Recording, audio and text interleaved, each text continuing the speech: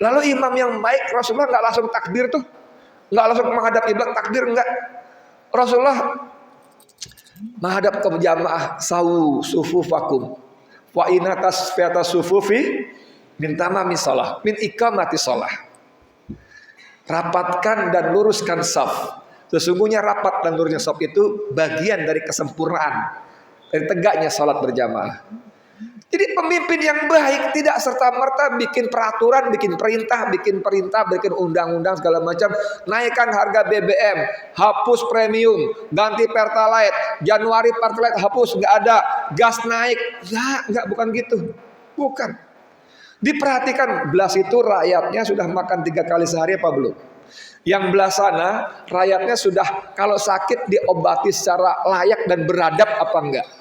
Yang belas itu gimana, tanahnya direbut nggak sama mafia tanah?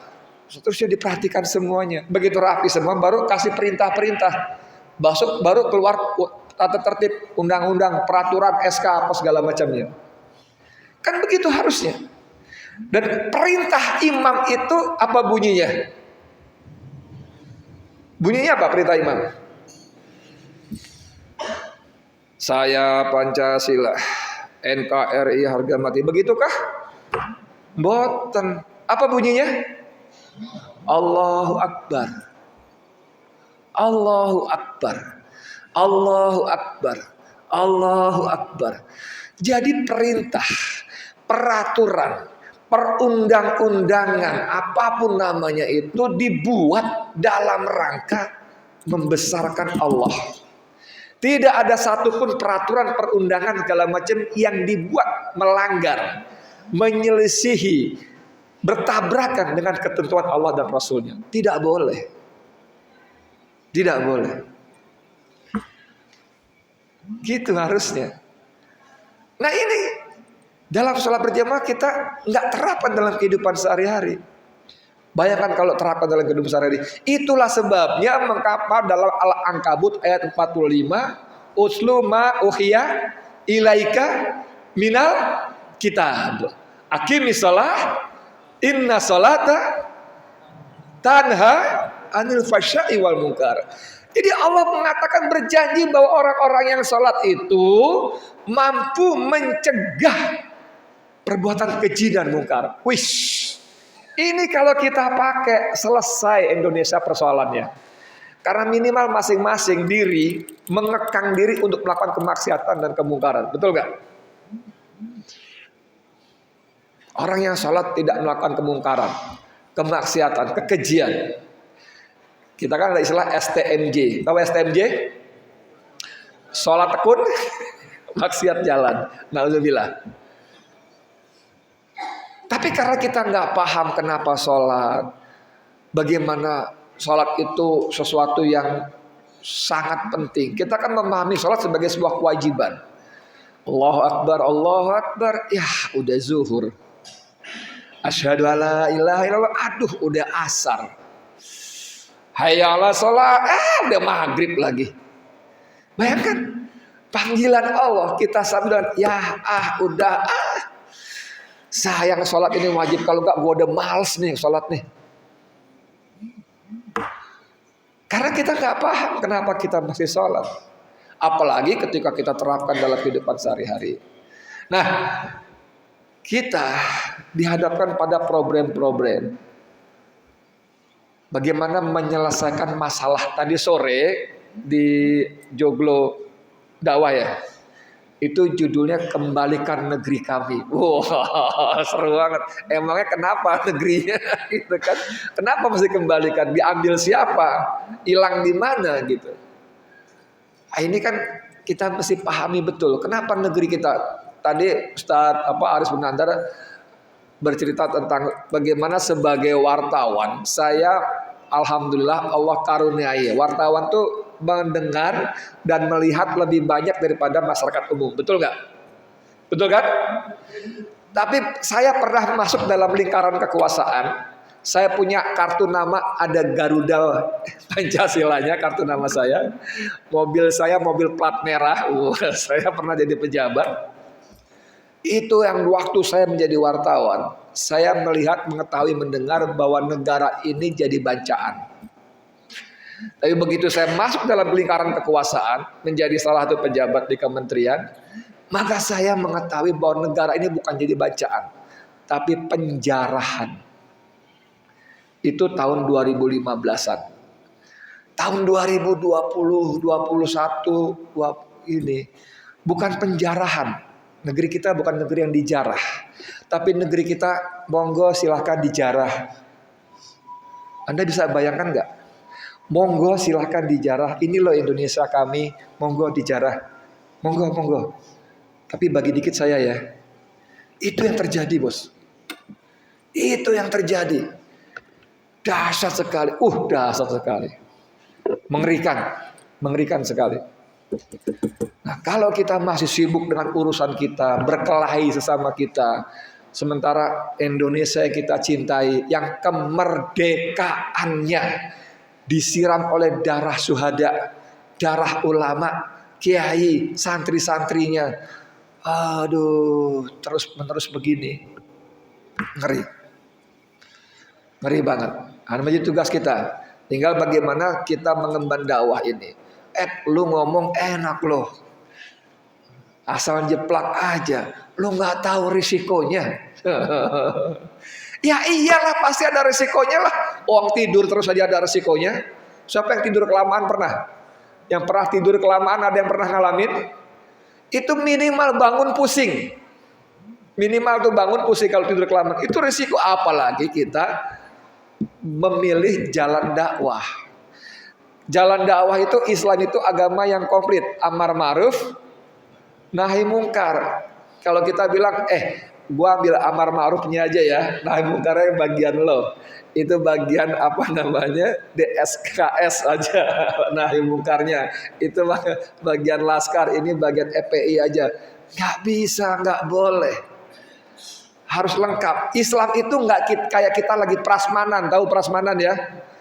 Ada hidangan, kita jalan, ini pedas nggak gua ambil, ini boleh nih, sejuk, enak nih, ini manis nih, ini gurih, ini ogah, banyak. Nggak bisa pilih-pilih gitu.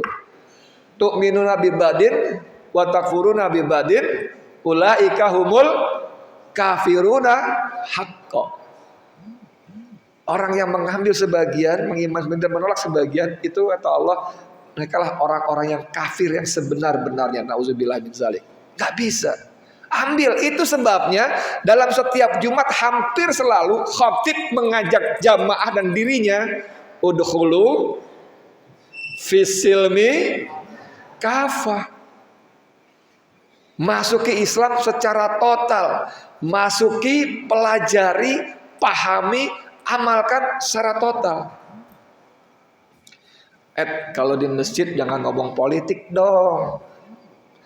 Di masjid tuh ngomong soal-soal yang sejuk. Ngomong-ngomong iman dan takwa. Emangnya kalau politik bukan urusan iman dan takwa?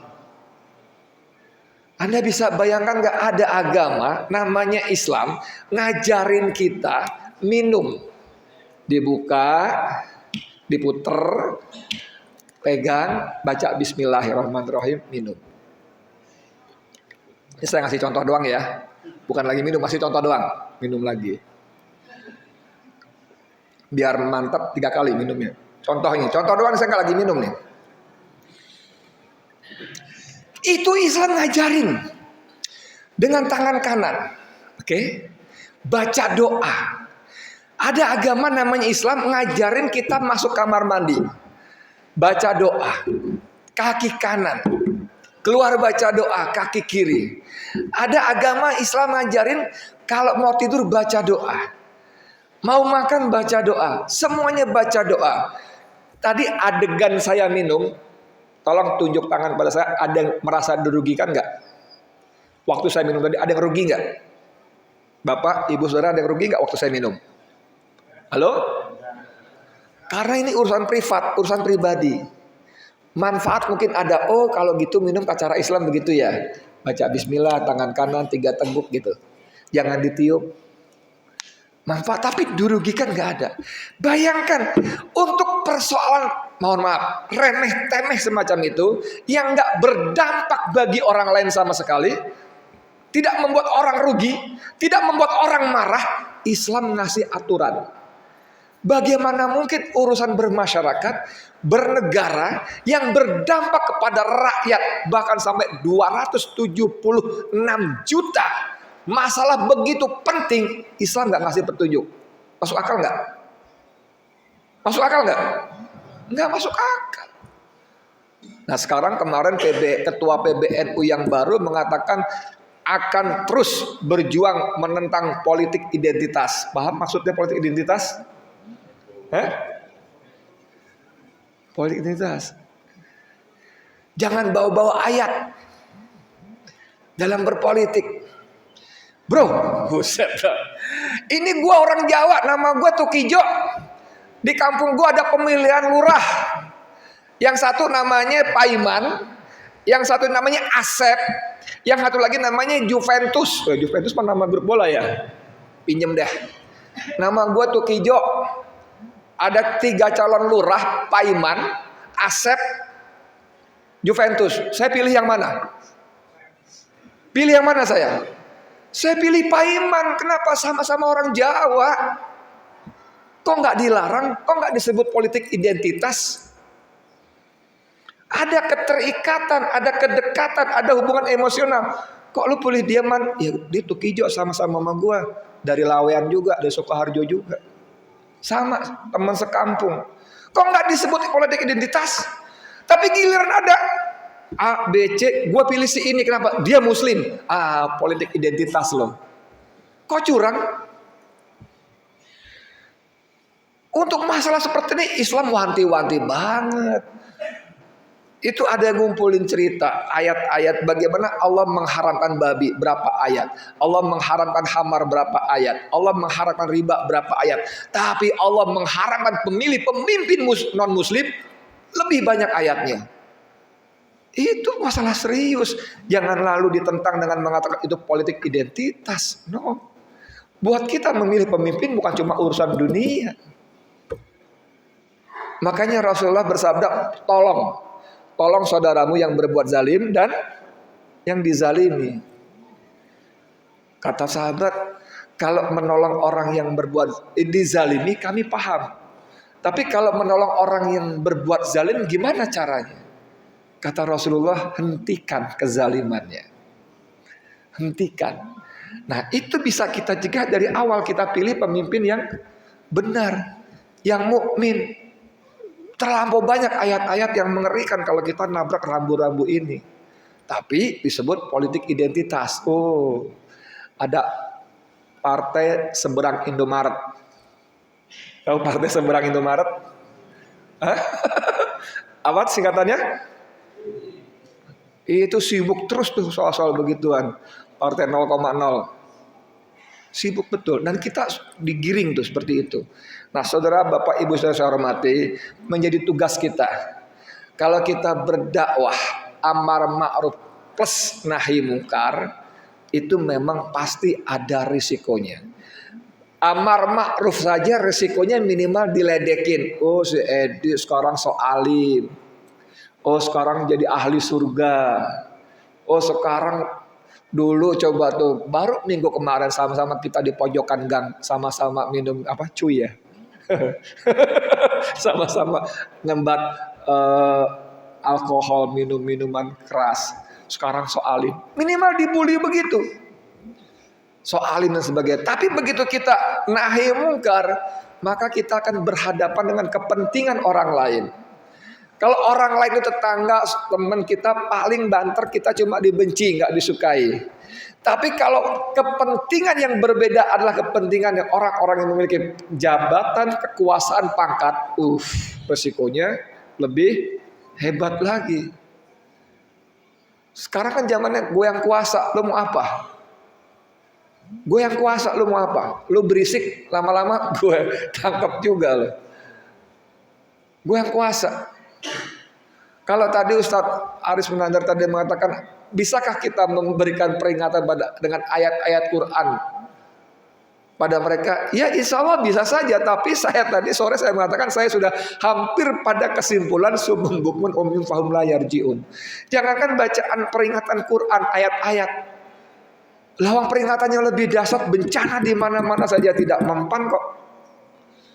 Bencana tuh di mana-mana, beruntun bersambung. Itu kok tidak membuat pemimpin berpikir, ini ada apa ya? Masalah apa ya? Enggak cuma ngomong soal lempengan ini itu bertabrakan gempa bumi, enggak mesti hanya itu. Dilihat dari sisi yang lain dong. Kita kan negeri berpancasila, negeri berketuhanan yang Maha Esa. Masa enggak ada unsur-unsur itu sih? Kan begitu.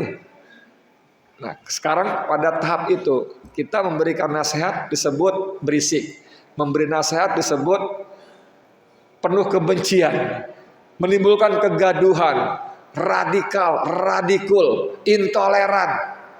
Semestinya penguasa itu membayar dengan mahal orang-orang yang memberi nasihat,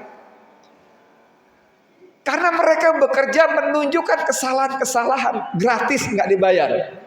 Kalau sewa konsultan berapa mahal? Sewa konsultan, kamu sewa, kamu pelajari, pahami, nanti kasih masukan ke saya. Itu bayarnya mahal. Ini orang-orang gratis, tapi malah ditangkap-tangkepin. Nauzubillah min dzalik. Nah, Bapak Ibu yang saya hormati, saya kira itu sementara, sudah hampir 60 menit juga. Mudah-mudahan bermanfaat. Nanti kalau ada obrolan kita coba kembangkan, insyaallah. Semoga Allah berikan kita pemahaman yang lebih baik. Dan yang paling penting bahwa tidak boleh berhenti. Berjuang itu tidak boleh cuti, apalagi berhenti. Jangan. Seperti naik sepeda, Pak. Naik sepeda. Apa yang terjadi kalau kita berhenti menggoes? Apa yang terjadi kalau kita berhenti goes sepeda? Jatuh, Pak. Tujuan gak sampai, jatuh. Ini dakwah. Dan yang paling penting saya ingin ingatkan lagi bahwa sedahsyat apapun mereka tuh dahsyat loh. Mereka punya dana yang nyaris tak terbatas. Ya, mereka sudah beli semuanya.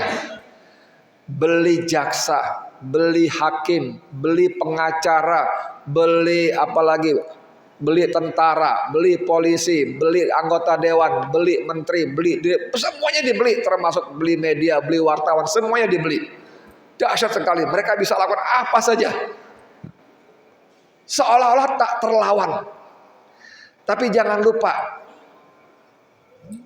kita punya Allah. Dan Allah itu jangan lupa lagi, Allah yang sama ketika menolong Musa alaihissalam.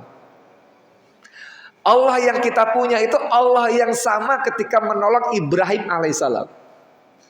Allah yang sama juga ketika menolong Muhammad Rasulullah SAW beserta para sahabatnya dalam banyak pertempuran peperangan. Jadi jangan khawatir. Sedahsyat apapun mereka, kalau Allah bersama kita, nggak ada yang bisa mengalahkan kita. Ngomong enak loh, Ed. Lagi-lagi risiko. Pasti, Pak, risiko itu ada.